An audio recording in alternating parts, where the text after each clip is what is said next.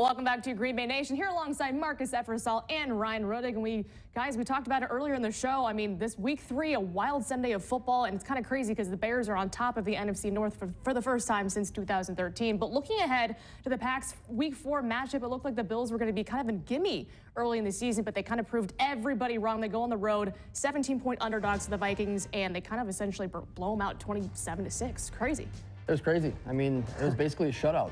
I mean, the Vikings didn't score till late, and I know there's the any given Sunday type thing in the NFL, but this one was like never in a million years on Sunday, Tuesday, any day of the week that you think this would happen. It was crazy. If Packer fans were looking at the ticker while they're watching the Green Bay game, they're saying, at least it's happening to them too, right? Yeah. I mean, everything that could have went wrong. It was just like the Packer game. Kirk Cousins got sacked 4 times on 3rd down, 3 turnovers. I think most of them led to points. They were 17-point underdogs, and the Bills, scored 17 in the first half? Yeah, so, pretty good.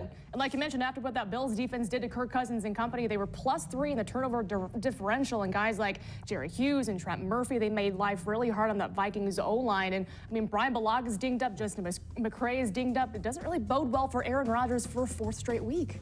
Yeah, the O-line is a problem. I mean, when you have Bulaga and Bakhtiari as your tackles, you feel really good about that. I mean, they are arguably the best tackle tandem in football, but if you're without either one of them, it's an issue. I mean, their depth right now is basically non-existent at offensive tackle, and McCray already maybe a fringe starting caliber guy, but you don't want to go to his backup either.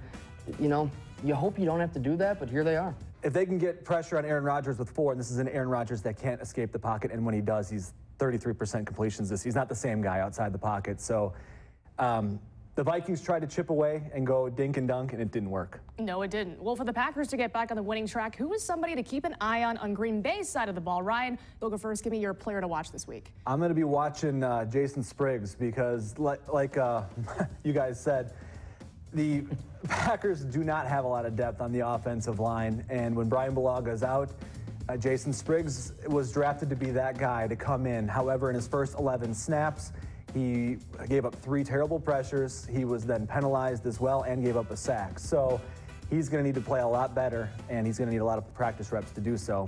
Depends how Brian Bulaga responds with his back injury throughout the week. And Marcus, lots of guys raised their stock against this team coming into the week. So give me your player to watch on the Bills side. For the Bills, you got to keep an eye on Tre'Davious White, their cornerback. He was a rookie last year, same draft as Kevin King, and you got to keep an eye on him because if you don't, you'll miss him. Teams don't throw at him. I mean, he shut down Stephon Diggs last week with the Vikings. The Packers saw up close and personal what Stephon Diggs is capable of. So Tre'Davious White, I mean, you're probably looking at a lot of Devontae Adams matchups there. Something's got to give. You got 2 good players going at it, but keep an eye on them because if you don't, you'll miss them because the ball's probably not going to go his way a whole lot. That's right. All right, when we come back on Green Bay Nation, we'll delve deep into the interwebs and which video has got the most clicks this week. Stay tuned to find out and also find out who that guy is.